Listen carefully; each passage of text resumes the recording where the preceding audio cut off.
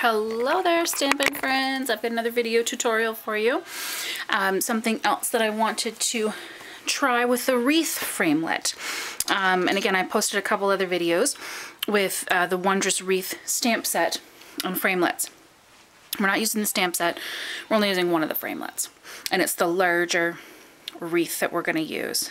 It's a super cute project and it made me happy when I did this yesterday, so I had to share the video. So I've already, hopefully, I haven't forgotten anything. I've got all this stuff we're going to need out already. So what I did was Whisper White cardstock. Let me get this out of the way. There we go. The wreath framelit in Whisper White cardstock.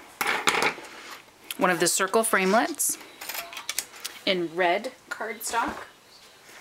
And just one second, I'll let you know which circle that one is. 1, 2, 3, 4. It's the fifth one out from the center. I can't remember the measurements. The fifth one out from the center of the package in real red cardstock. And we've got our mustache framelit. I love this framelit. Love it, love it, love it. I've used it a lot this holiday. And we did that in the glimmer paper. This is my silver. This is the old silver. The one you would get now when you order is very, very silvery gray. It's beautiful paper, but this is just what I had on hand and this works. So that's what I'm using. So it's the glimmer paper with the mustache framelit. We used the large oval with the Blushing Bride. And then I used my owl punch. I love this punch. Comes in handy for a lot of different projects, and pretty much what I needed were some eyeballs. So I've got the whites are the larger circles, the blacks are the smaller. I also have the Blushing Bride again. I have a couple of Blushing Bride larger circles, the nose and the mouth, and then I have a little red guy from up here. So that's all using the owl punch. Let's get those out of the way. And then we're using, I've already cut everything out again. We're using the Fry Box die, and I have real red cardstock. And then what I did was I took a strip of my glimmer paper and I laid it across the top of the Fry Box, because what I wanted to get was a little strip to put on the front of my Fry Box. So this was just a little strip of glimmer paper, run that through the top, and then what we need is this piece here. And then this one I had to do some tracing and cutting. I did 3/4 wide piece of black, and then I did an 1" by 1" square and a 1/2 by 1/2. Okay, so you can kind of tell what we're doing here, can't you? I've got all the pieces all ready to go, because this is what we're gonna make. How cute is he? See, that made me happy. That made me happy yesterday. Fry Box Santa, so for cookies, for candies, little stocking stuffer, little place setting at a dinner table with, you can put a name on the front here, whatever you want to use it for, or just because you need to be happy, make one of these. It'll make you smile, I promise. So we're gonna put this guy together. I am going to use my Tombow glue, because you do not want this guy coming apart. We're gonna have sticky fingers come the end of this, but that's okay. Okie dokie, so the Fry Box, when you cut it, you're gonna get all these lovely score lines here. Makes it super duper easy to fold and put together.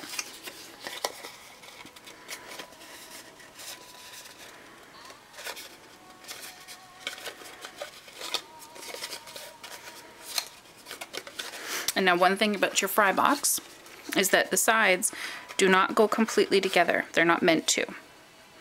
You just want them to cross over slightly. They're not meant to be pushed right together, because that would look a little strange, wouldn't it? And what I like to do is to keep my front side flaps out. Just a personal preference. Doesn't really matter either way. Just gonna put a little bit of Tombow on the inside.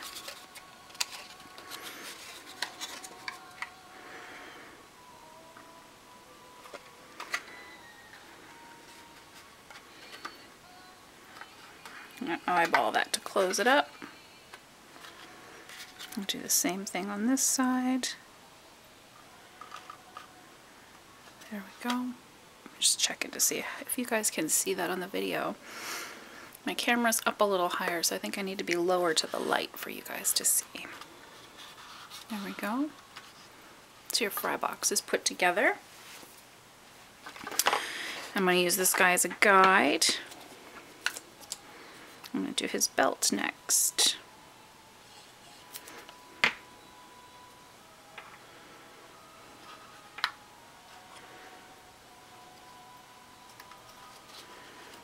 I get sticky fingers with Tombow, but this stuff holds like crazy. It's not going to go anywhere, which is great, because if it is a stocking stuff, or you're going to have people handling it, if it's a place setting, or if it's just, even if it's just a decoration, people are going to see it. They're going to think it's cute. It's going to make them happy too. And they're going to be picking it up to take a look, because they want to know what you did. So make sure that you don't do this with just a snail. Snail's great adhesive, but to have people's hands all over it, you're going to want really good adhesive, so that none of these pieces start falling apart. They might not think it's as cute if his face comes off in their hand, right? Just a little bit of FYI. Make sure it sticks. So I'm just layering my squares for his belt buckle. And now this guy, when I did this strip, the score lines are on here, which is great for the cutting. So literally it's just a strip across. I didn't even use my cutter. I just cut a piece off with my scissors, and then it gives you the score lines right here, which is perfect. Cut inside of the score line, because you're not going to put this on the outside, you're going to tuck it behind, so you want that little bit of room to slip it in behind your red. Perfect. And now what I'm going to do is a little bit of Tombow right on the inside edge.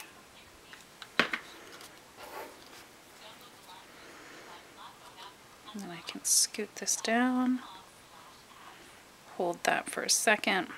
I love Tombow. It gives you a little bit of wiggle room, so that if you're eyeballing something and one side's too high, one side's too low, you do have a second to move it around. Not much, but you do have a second, and I like that feature instead of the sticky strip, which might tear something right apart. You do have that wiggle room. It does leave you with very sticky fingers, but I will take that over having such a good hold with glue and being able to move my pieces a little bit if I need to. So there's Santa's body. He's already coming together. I love it, I love it, I love it. And this wreath for the hair and the fuzz on the hat and the beard is just, it works out perfectly. I love this. So I am just going to put a little bit of Tombow right there.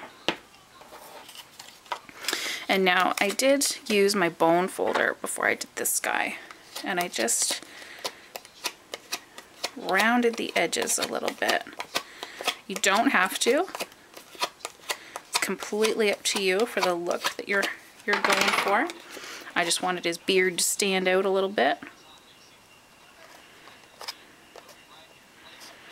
There we go.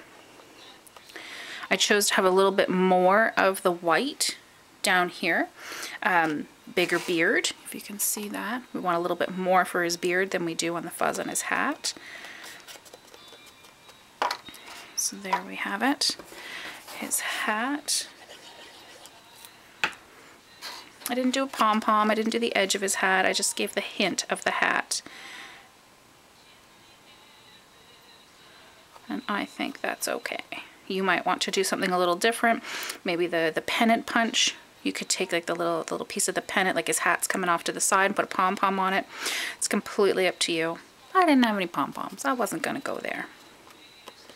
So there we go. And now we're just going to put his, oh, look at that. It's like glimmer paper. We're just going to put his face together now. There. Let's let that sit for a minute while I put his face together. So we've got that blushing bride piece. And first off, I got to get down low for this one. I'm going to do the eyes first. Is my head getting in the way? It might. This is serious stuff I got going on here. I love punch art. Love it. It's so fun to do. And when you have a wonderful collection of Stampin' Up! Punches, it's great to be able to use them in different ways. I've even hung on to my retired punches, and I'm glad I did, because they come in handy when you're doing some of the punch art. Okay, so for this guy, just let me get my fingers out of the way and then I'll show you what I did. This is the larger eyeball, but I've done the Blushing Bride for his mouth, and the red I've put closer to the bottom, because you can see for this guy it's almost like his mouth's open, like he's smiling. So this top part's going to be hidden anyway, so we don't even have to worry about that. I'm going to put a little bit of Tombow at the top. I'm going to take my mustache. I'm going to tuck this under the mustache, and see, there you go, there's his mouth. Oh my gosh, I'm getting excited just doing this again. This is awesome. See, how could this not make you happy? I'll leave that. Got the eyeballs done. So then what I did with those guys, they're just big enough for dimensionals. Just. But I did want those to pop out a little bit off the Blushing Bride piece. Okay. I'm going to flip over the mustache. I'm going to put a couple dimensionals on him as well. Okay. So, everything's sticking to my fingers. Just going to get the backings off here.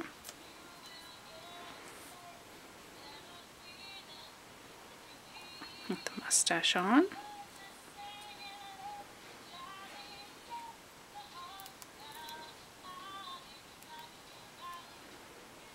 Now, I did both eyeballs at the same time. I find it a little easier. It's completely up to you what you want to do.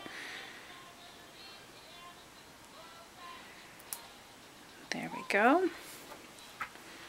And then I'm going to take some Tombow on the back of this guy. This is his nose. And that's going to stick mostly to the mustache if I can get it off my finger. There we go.